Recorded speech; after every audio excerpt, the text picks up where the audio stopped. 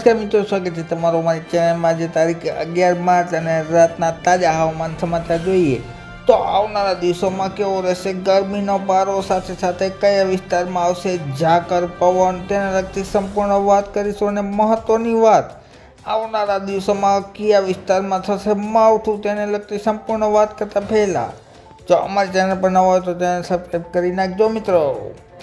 તારીખે 12 માર્ચ અને બપોરના સમયના તાજા હવામાન સમાચાર જોઈએ તો પ્રથમ ગરમીનો રાઉન્ડ, પ્રથમ હીટવેવ શરૂ થઈ ગયો છે મિત્રો। ગોંડલમાં 39 ડિગ્રી, જસદણમાં 39 ડિગ્રી, ભાવનગરમાં 39, અમરેલીમાં 40 ડિગ્રી જેટલું સૌરાષ્ટ્રના અલગ અલગ વિસ્તારોમાં તાપમાન છે એ જોવા મળશે। જ્યારે કચ્છની વાત કરીએ તો કચ્છના મોટાભાગના વિસ્તારોમાં 37 થી લઈ અને 39 ડિગ્રી જેટલું તાપમાન છે એ જોવા મળશે મિત્રો। આ સિવાય વાત કરીએ ગુજરાત રિજિયનના વિસ્તારોમાં પણ અમદાવાદ, ગોધરા સહિતના વિસ્તારોમાં 38 થી 39 ડિગ્રી, અને જ્યારે દક્ષિણ ગુજરાતના વિસ્તારોમાં સુરતમાં 40 ડિગ્રી ઉપર પણ તાપમાન છે એ જોવા મળશે મિત્રો। પ્રથમ હીટ વેવ છે એ શરૂ થઈ ગયો છે। એ સિવાય વાત કરીએ તો કસરૂપી વાદળો ખાસ કરીને 12 તારીખના રોજ છે એ કચ્છની આસપાસ છે, સીમિત વિસ્તારોમાં જોવા મળશે મિત્રો।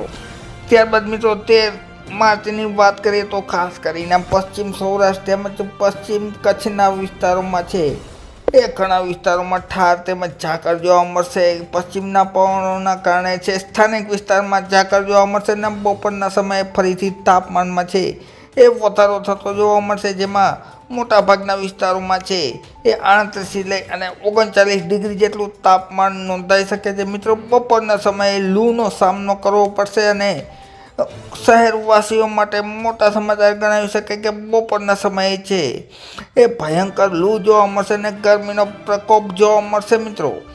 ત્યારબાદ મિત્રો ખેડૂતો માટે મહત્વના સમાચાર ગણાવી શકાય કે એક મજબૂત પશ્ચિમી વિક્ષોભ છે એ અરબ વિસ્તારની સમાંતર ચાલી રહ્યું છે। સાઉદી અરબ તેમજ સાથે સાથે ઈરાકના વિસ્તારમાં છે આવનારા દિવસોમાં છે એ સીધું રાજસ્થાન અથવા તો ગુજરાત પર આવવાની પૂરેપૂરી શક્યતા રહેલી છે। પરંતુ આ મજબૂત પશ્ચિમી વિક્ષોભ છે એ કયા વિસ્તારને અસર કરશે તેમજ 16 માર્ચના રોજ છે એ મોટાભાગના ઘણા વિસ્તારોમાં સૌરાષ્ટ્રમાં જેમ કે જૂનાગઢ તેમજ પોરબંદર, આ ઉપરાંત રાજકોટના વિસ્તારોમાં વાદળછાયું વાતાવરણ છે એ જોવા મળશે અને અસ્થિરતા પણ જોવા મળશે। અને સાથે સાથે સવારના સમયે છે એ 15 અને 16 માર્ચ દરમિયાન સારી એવી ઝાકળ જોવા મળશે, જેમાં જામનગર, ભાણવડ વિસ્તારમાં તેમજ રાજકોટ અને મોરબી વિસ્તારોમાં છે।